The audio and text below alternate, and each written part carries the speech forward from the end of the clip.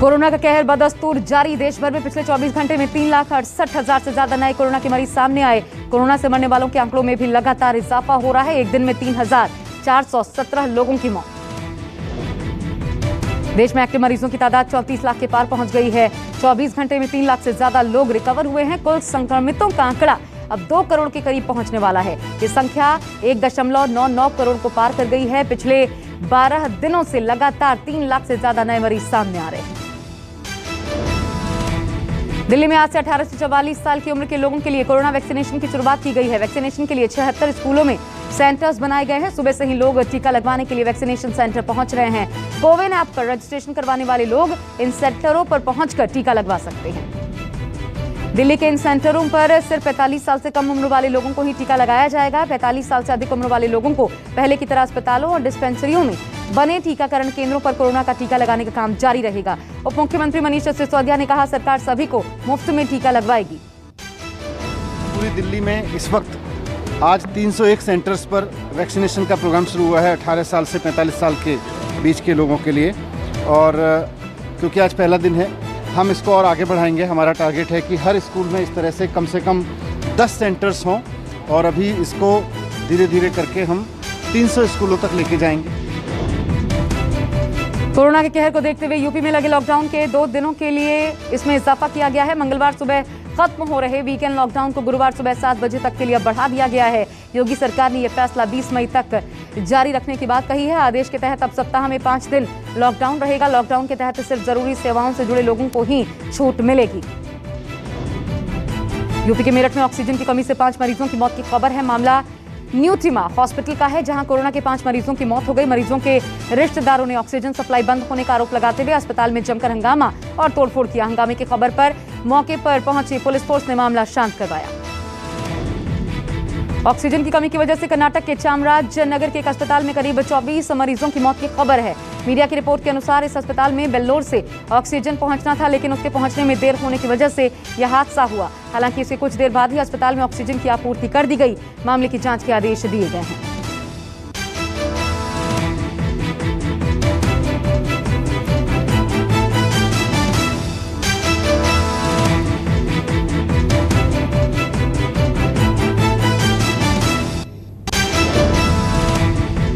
Corona संकट पर दिल्ली सरकार ने सेना की मदद मांगी है। डिप्टी सीएम मनीष सिसोदिया ने रक्षा मंत्री को पत्र लिखा है। सिसोदिया ने मांग की है राजधानी दिल्ली को ज्यादा से ज्यादा ऑक्सीजन दी जाए, जिससे लोगों की जान यहां बचाई जा सके। सबसे मदद मांगी है, तो हमने ऑक्सीजन सप्लाई करने के लिए सेना के पास अगर ट्रक हैं, ऑक्सीजन लाने ले जाने के लिए इस समय हमें बहुत मदद की ज़रूरत है। और अगर जहाँ से भी, जिस सोर्स से भी मदद हो सकती है, प्राइवेट सेक्टर से, सोशल सेक्टर से, central government, different wings of central government, सबसे मांग रहे हैं। सीरम इंस्टीट्यूट के सीईओ अदार पूनावाला का बड़ा बयान। जुलाई तक देश में वैक्सीन की कमी देखी जा सकती है। अदार ने कहा, 1 महीने में 100 मिलियन खुराकों तक उत्पादन क्षमता बढ़ाने में जुलाई तक का वक्त लग सकता है। दरअसल देश के कई राज्यों में वैक्सीन की कमी की वजह है, जिसकी वजह से 18 साल से ज्यादा उम्र के लोगों के वैक्सीनेशन में काफी दिक्कतें आ रही हैं। देश की राजधानी दिल्ली में कोरोना वायरस संक्रमण की महामारी में ऑक्सीजन, वेंटिलेटर्स, दवाओं के कमी के बीच एक ऑक्सीजन प्लांट स्थापित किया गया है।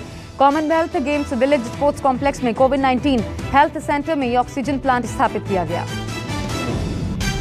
कोरोना को लेकर सुप्रीम कोर्ट ने अहम आदेश दिए। कोर्ट ने कहा है, केंद्र और राज्य सरकारों को कोविड की दूसरी लहर को रोकने और जनता के हित में लॉकडाउन लगाने पर विचार करना चाहिए। कोर्ट ने आदेश दिया है, केंद्र सरकार आज आधी रात से पहले सुनिश्चित करे कि दिल्ली में ऑक्सीजन की कोई कमी नहीं हो।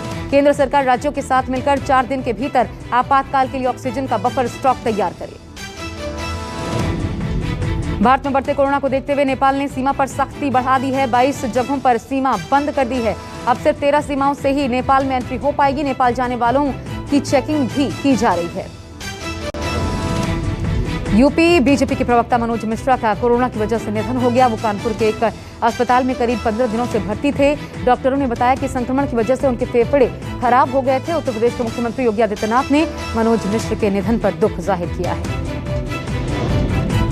आईपीएल पर भी कोरोना का साया मंडरा रहा है। कोलकाता नाइट राइडर्स और रॉयल चैलेंजर्स बेंगलुरु के बीच आज अहमदाबाद में होने वाला मैच टाल दिया गया है। सूत्रों के अनुसार केकेआर के 2 खिलाड़ी कोरोना पॉजिटिव हो गए हैं। इसके बाद मैच टालने का फैसला लिया गया। आपको बता दें, खिलाड़ी बायो बबल में रह रहे हैं, फिर भी कोरोना संक्रमण फैलने से सवाल खड़े हो गए हैं।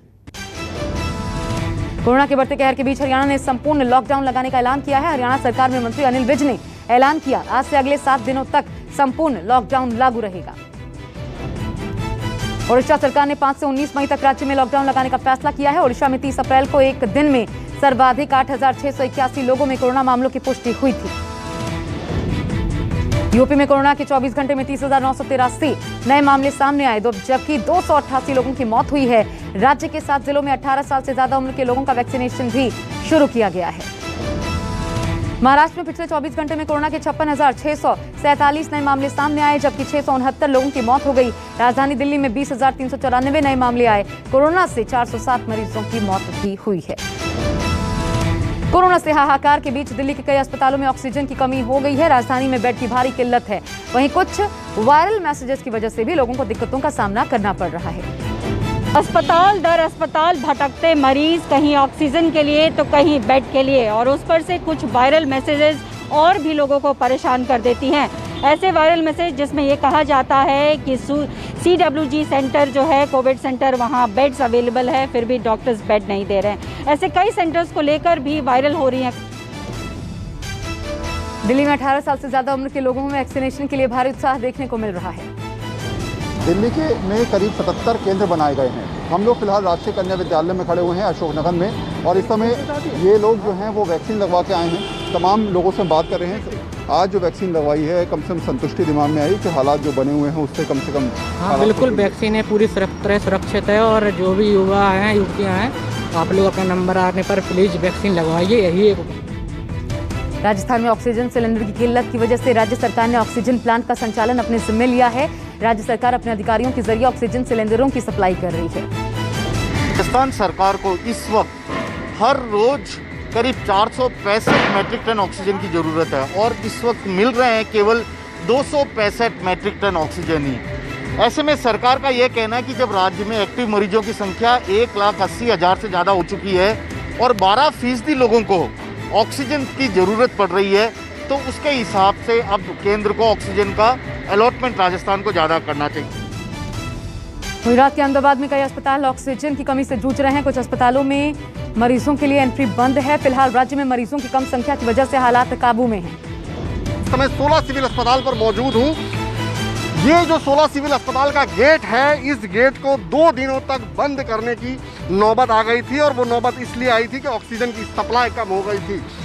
अस्पताल प्रशासन को लगा था कि उनके पास सिर्फ 4 घंटे का ऑक्सीजन है और उसके बाद वो बाकी के पेशेंट्स को ऑक्सीजन नहीं दे पाएंगे, लिहाजा 2 दिनों तक इस गेट को बंद करके नए एडमिशन नहीं लिए गए।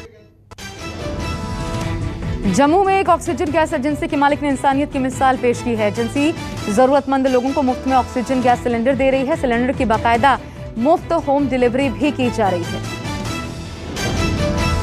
में एक दुकान में मौजूद है। यहाँ पर एक शख्स ऐसा है जिसने ये पहल की है कि अगर कोई भी जरूरतमंद लोग जो है इनकी दुकान में पहुंचेगा तो उन्हें जो है ये ऑक्सीजन गैस के सिलेंडर मुफ्त में मुहैया करवाए जाएंगे। एक अनोखी पहल कहा जाएगा, क्योंकि हम देख रहे हैं कि देश के कई शहर इस समय ऑक्सीजन गैस की भारी किल्लत से जूझ रहे हैं, और कैसे मारामारी बची हुई है। काफी ज्यादा जो रेट है वो भी ऑक्सीजन गैस सिलेंडर के काफी ज्यादा हाई हो चुके हैं। लेकिन